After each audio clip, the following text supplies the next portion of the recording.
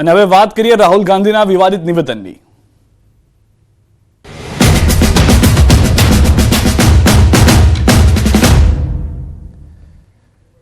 રાજા મહારાજાઓ પર રાહુલ ગાંધીના વિવાદિત નિવેદન પર પીએમ મોદીએ પણ પ્રતિક્રિયા આપી। પીએમએ કહ્યું કે રાહુલના નિવેદન પર પીએમની પ્રતિક્રિયા રાજાઓને અત્યાચારી ગણાવાયા। રાજા મહારાજાઓનું અપમાન કરવામાં આવ્યું। રાજા મહારાજાઓને ગાળો બોલે છે રાહુલને મુગલોના અત્યાચાર યાદ નથી આવતા। રાહુલને રાજા મહારાજાઓના યોગદાન યાદ નથી આવતા। કોંગ્રેસની તુષ્ટિકરણની રાજનીતિ, કોંગ્રેસના આવવાથી વિકાસનું પલાયન થયું છે।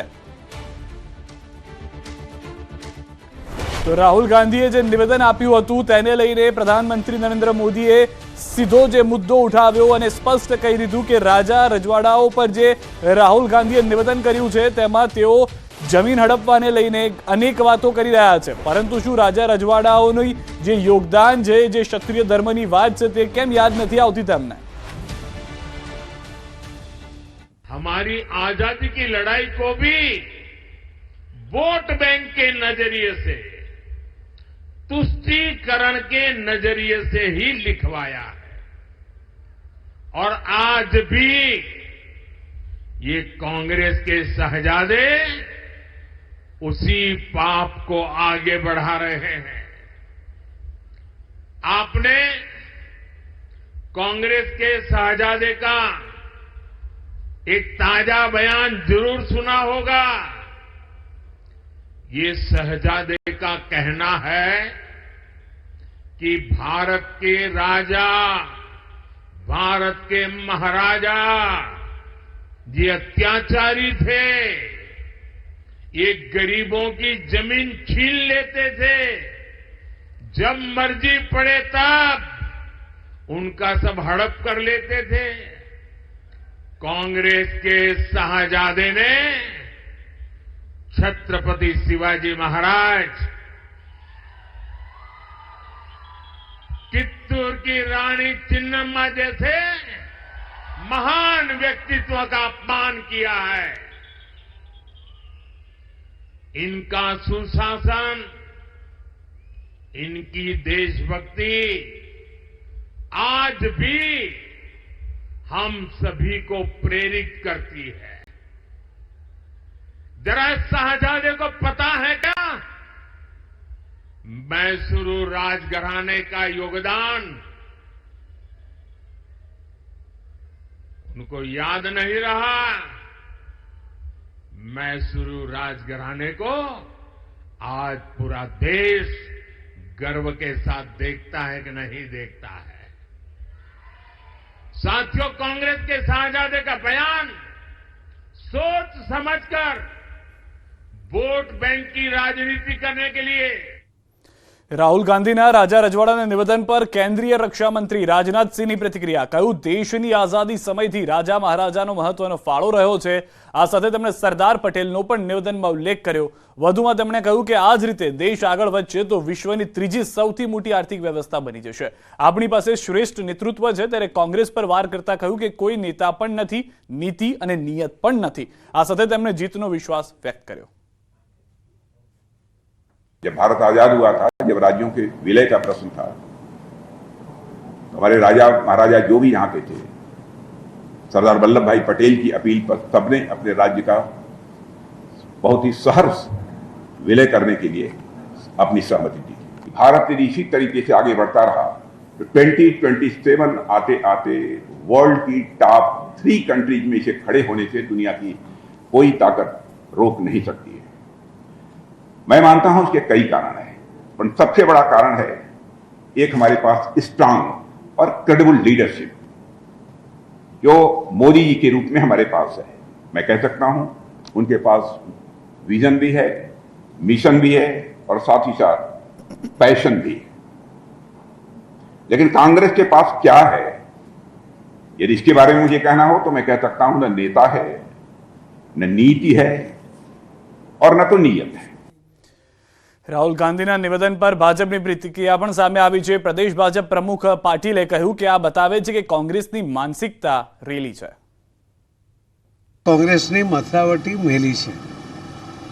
આજ દિન સુધીમાં રાજા મહારાજાઓ માટેની આ પ્રકારની ટિપ્પણી કરીને કોંગ્રેસની માનસિકતા એમણે ખરા અર્થમાં લોકોની સામે ઉજાગર કરી છે. રાજા મહારાજાઓને પણ આટલા વર્ષોના કોંગ્રેસના શાસનમાં જે અનુભવ થયા છે એનાથી જ એ લોકો કોંગ્રેસથી દૂર પણ થયા છે. અને આજે અને આ સિવાયના પણ કે જે નિવેદન હતા કે અમે એક એક વ્યક્તિનો સર્વે કરાવીશું, સર્વેમાં જે આવશે એમાંથી અમે પૈસા લોકોને વેચી દઈશું.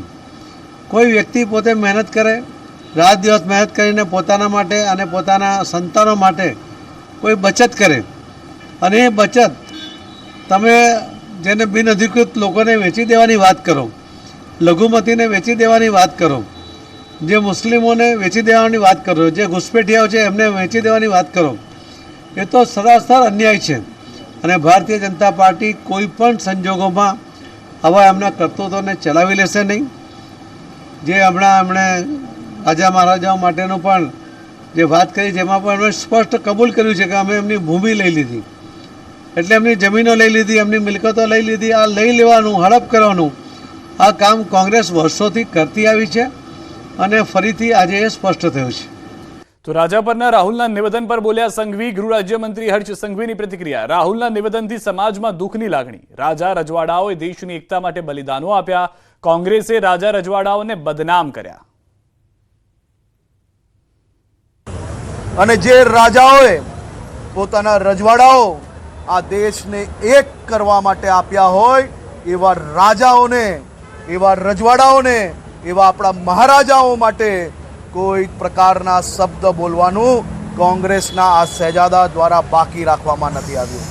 દેશની જમીનો, દેશના ગરીબોના જે બચતના રૂપિયા હોય, દેશના ગરીબો માટે જે યોજના બનાવી હોય તે સૌ યોજનાઓ થકી દેશના લોકોને ગમે ત્યારે લૂંટવાનું કામ અગર કોઈએ કર્યું હોય તો એ આ કોંગ્રેસ પાર્ટી દ્વારા કરવામાં આવ્યું. અમે માફી માંગીએ છીએ ને માફી માંગશો, કારણ કે ક્ષત્રિય સમાજ અને ભારતીય જનતા પાર્ટી એક સિક્કાના બે પહેલું છે. આ અમારો જ સમાજ. તો રાહુલ ગાંધીના વિવાદિત નિવેદન પર હર્ષ સંઘવીનો પ્રહાર. રાજા મહારાજા પર કરેલા નિવેદન પર કર્યો પલટવાર. કોંગ્રેસના યુવરાજ ભૂલી ગયા કે રજવાડા રાજાઓએ આપ્યા. જે ઈચ્છા થઈ તે કોંગ્રેસની સરકારે ઉઠાવ્યું, જે ઈચ્છા થઈ તે કોંગ્રેસની સરકારે લૂંટ્યું. ગૃહ રાજ્યમંત્રી હર્ષ સંઘવી ટ્વીટ કરી અને વાર કર્યો છે. રાજા મહારાજાને લઈ રાહુલ ગાંધીએ આપ્યું હતું નિવેદન. રાજા મહારાજા જે ઈચ્છતા તે કરતા. રાહુલ ગાંધીનું આ નિવેદન હતું. જમીન જોઈએ તો પણ છીનવી લઈ લેતા. राजाओं महाराजाओं का राज था, जो भी वो चाहते थे कर देते थे. किसी की जमीन चाहिए होती थी उठा के ले जाते थे. રાહુલના રાજાના નિવેદન પર રાજકારણ ગરમાયું છે. ભાજપના મીડિયા કન્વીનર યજ્ઞેશ દવેનો પલટવાર. રાહુલ ભારતમાં ભણ્યા નથી એટલે ઇતિહાસથી અજાણ છે. રાજાઓએ જમીન દેશ માટે ન્યોછાવર કરી છે.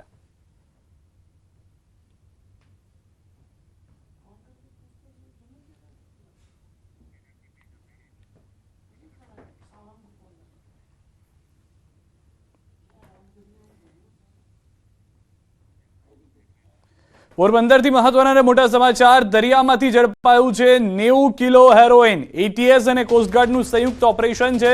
90 કિલો હેરોઇન સાથે 14 પાકિસ્તાની સકંજામાં આવ્યા છે. ભારત લાવવામાં આવી રહ્યું હતું ડ્રગ્સ. હાલમાં મહત્વના અને મોટા સમાચાર મળી રહ્યા છે.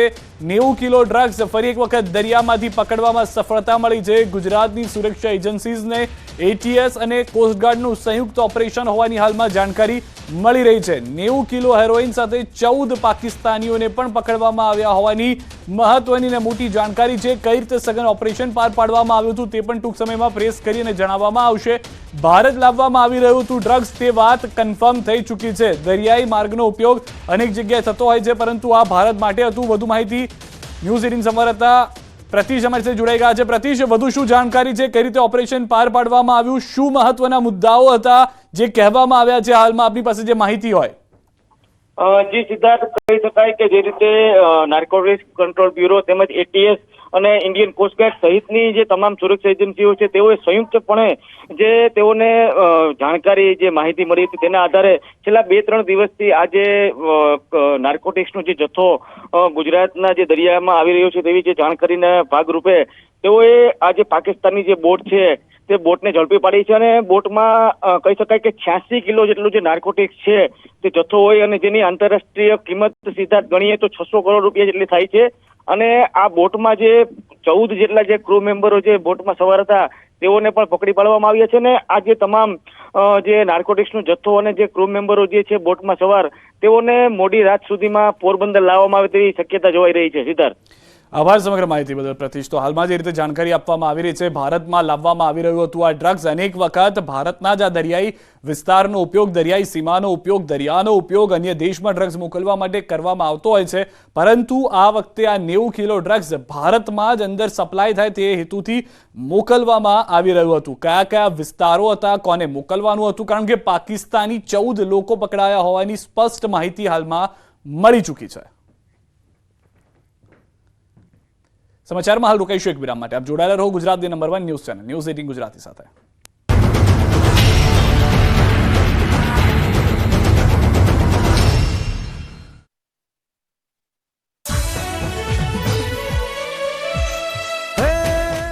અહીં ધારો તે કામ થાય. મારા ઘરે 15 વર્ષ પછી દીકરો નાનો છે. શ્રદ્ધા કે પછી અંધશ્રદ્ધા,